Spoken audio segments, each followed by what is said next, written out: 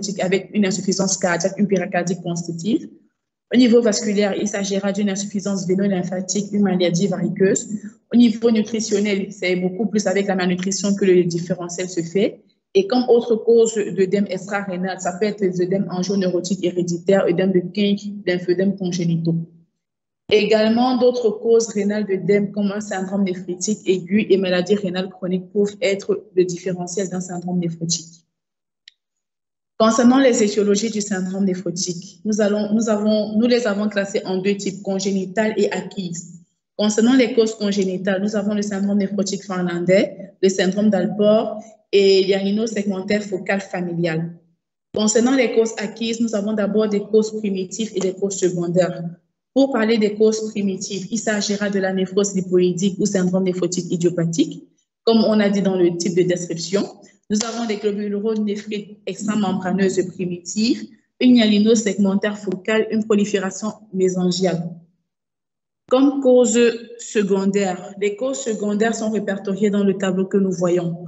On peut avoir des maladies générales comme le diabète, le lupus érythémateux disséminé, l'amylose.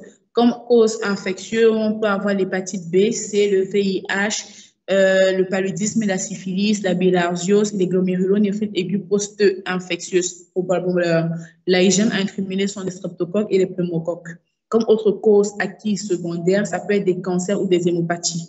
Un cancer pulmonaire, des hémopathies, des cryoglobulinées, pour ne citer que cela. Sur le plan médicamenteux, l'utilisation des anti-inflammatoires non stéroïdiens, du lithium, de la dépénicillamine peuvent être à l'origine d'un syndrome néphrotique. Et comme autre cause, nous pourrons voir la prééclampsie chez les femmes enceintes. Nous allons parler du traitement. Comme but, il s'agira d'obtenir une rémission complète du syndrome néphrotique, de prévenir et de traiter des complications, d'éviter les rechutes, de faire une IEC, information, éducation et communication aux patients et à leurs familles sur la maladie, la surveillance et le traitement. Comme moyens, nous avons les moyens non médicamenteux et médicamenteux. Pour les moyens médicamenteux, il s'agira d'une prise en charge psychologique du patient et de sa famille, des mesures hygiéno-diététiques qui comprennent la mobilisation du patient, un régime pauvre en sel, une restriction hydrique s'il y a une hyponatrémie inférieure à 125 mmol par litre et les besoins protidiques devraient être entre 1 à 2 grammes par kilo par jour. Comme moyens médicamenteux, nous avons des diurétiques, à savoir le furosémide, l'amyloride, la spironolactone, une albumine à 20% ou à 4% à une posologie de 1 gramme par kilo en mini-perf. Nous avons des antihypertenseurs. Toutes les classes d'hypertenseurs peuvent être utilisables, mais on va plutôt préférer les antihypertenseurs qui sont néphroprotecteurs, à savoir les IEC et les ARA2. Comme autres traitements médicamenteux, ce sont des traitements anti-agrégants et anticoagulants. Il faut savoir qu'aucune étude n'a montré leur efficacité et un effet bénéfique chez l'enfant. Donc, c'est une utilisation hors AMM. Mais dans le traitement anticoagulant et anti-agrégant, on peut utiliser de l'héparine, de l'héparine de bas poids moléculaire avec un suivi d'un relais par antivitamine K et des fibrinolytiques. Comme moyen médicamenteux, nous avons de la corticothérapie. Ça peut être de la prénisone à 60 mg de surface corporelle ou 2 mg kg par jour en prise orale, ou du méthylprénisolone à 1 g de surface corporelle en IV sur une durée de 4 à 6 heures, sous contrôle de la pression artérielle et du rythme cardiaque, car la méthylprénisolone entraîne une bradycardie. Il y a risque de bradycardie. Les précautions à prendre au moment de faire la corticothérapie, c'est des moyens adjuvants, c'est déparasitage, traitement de toute infection en cours, une supplémentation en vitamine D, en calcium. La supplémentation en potassium n'est pas forcément systématique, c'est patient dépendant. Un antiacide ou IPP, il faut diminuer la consommation des sucres d'absorption rapide et éviter les aliments riches en graisse, des beurres, fromages, huile de friture. Comme autres moyens médicamenteux, ce sont des immunosuppresseurs. Ça peut être de la cyclophosphamide, encore connue sous le nom d'endoxan, du chloraminofène, de la cyclosporine et de la zatioprine. Également, comme autre immunosuppresseur, on peut avoir du mycophénolate mofétyl, du rituximab et de la lévanisole. Également, comme autre moyen médicamenteux, nous pourrons avoir une corticothérapie. Et il faut savoir que toutes les classes d'antibiotiques peuvent être utilisées, tout dépend de l'infection et du gène fixé. Comme indication, on va parler du traitement spécifique du syndrome néphrotique, qui est le traitement de la première poussée.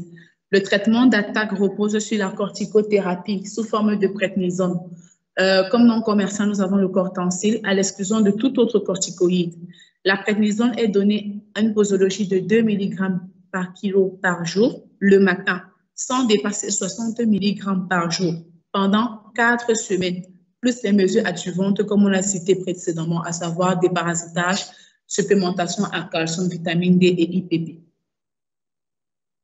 Il faut savoir qu'à l'issue des 4 semaines de prednisone, si la proteinurie persiste, il faut faire 3 perfusions de méthylprednisolone à la dose de 1 g par surface corporelle, sachant que chaque perfusion doit durer 6 heures de temps sous contrôle de la pression artérielle. Les perfusions peuvent être espacées de 48 heures si la tolérance est médiocre et il faut contrôler l'absence d'hypocalémie avant la perfusion de sorbitol. Également, à l'issue des 4 semaines, si on est devant un patient qui est corticosensible, la corticothérapie est passée en discontinu, à savoir 1 jour sur 2, à la dose de 40 mg de surface corporelle tous les 2 jours, en une seule prise le matin, et ceci pendant 4 semaines. Du coup, la durée totale du traitement de la première poussée est de 2 mois. Comme autre indication concernant le traitement symptomatique, il s'agira des mesures hygiéno-diététiques, des diurétiques. Il faut faire attention avec les diurétiques parce qu'ils sont uniquement, c'est en cas d'œdème important, acide, épanchement pleural, mais utilisés avec prudence après correction de l'hémoconcentration et ou de l'hypovolémie par perfusion d'albumine, sachant que les diurétiques entraînent le risque de complications thromboalcooliques. Comme autre traitement symptomatique, nous avons la perfusion d'albumine. La perfusion d'albumine humaine à 20% à une posologie peut être indiquée en cas d'hypovolémie symptomatique, une hypotension, une tachycardie, un malaise, une douleur abdominale. Elle est beaucoup plus discutée en cas d'œdème important. Dans ce cas, la perfusion est administrée sur une durée de 3 à 4 heures et est suivie d'une injection de l'Azilix en injectable à 1 mg par kilo.